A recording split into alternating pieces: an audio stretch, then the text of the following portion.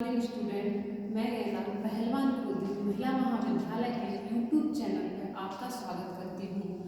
आज हम लेकर आए गृह विज्ञान विभाग से बीए सेकंड सेमेस्टर में आज का टॉपिक है तंतु विज्ञान का क्षेत्र। तंतु विज्ञान का क्षेत्र तंतु विज्ञान का क्षेत्र एक ऐसा क्षेत्र है जो वस्त्रों के निर्माण में उपयोग होने वाले सारे तंतुओं के बारे में अध्ययन कराता है।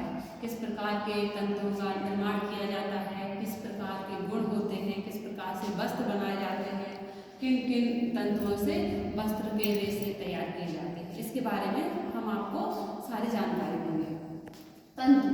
तंतु मुख्य रूप से दो प्रकार के होते हैं। तंतु दो प्रकार के होते हैं, प्राकृतिक तंतु और दूसरा होता है कृत्रिम तंतु। प्राकृतिक तंतु वह होते हैं जो प्रकृति द्वारा प्राप्त किए जाते हैं, जैसे कि खेती द्वारा, कृषि। प्राकृतिक तंतुओं के अंतर्गत आते हैं कृषि रेशे और पशु रेशे।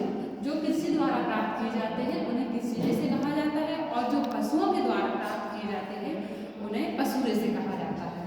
इसके बाद आता है कृत्रिम रेशे।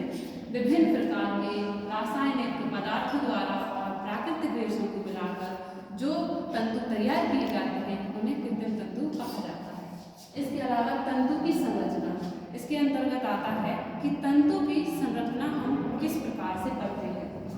तंतु की संरचना और उनके रासायनिक गुण यह निर्धारित करते हैं कि वह कितने मजबूत, टिकाऊ और उपयोग में लाने के योग्य होते हैं। इसके अलावा आता है वस्त्र निर्माण की प्रक्रिया, मतलब वस्त्रों का जो निर्माण होता है उसकी प्रक्रिया हम किस प्रकार से कर सकते हैं। तो जो वस्त्र निर्माण की प्रक्रिया होती है, वस्त्र बनाने के कई चरण होते हैं, जैसे कत्थन, जैसे तंतु को पहले प्राप्त करना, फिर उसके बाद उसको काटना, उसको एक एक सूत को तैयार करना, फिर उसको एक एक सूत को बुनना, किस तरीके से कपड़ों को बुना जाता है, फिर उसकी रंगाई, बुनाई, तंतु का निर्माण करने के लिए सब कुछ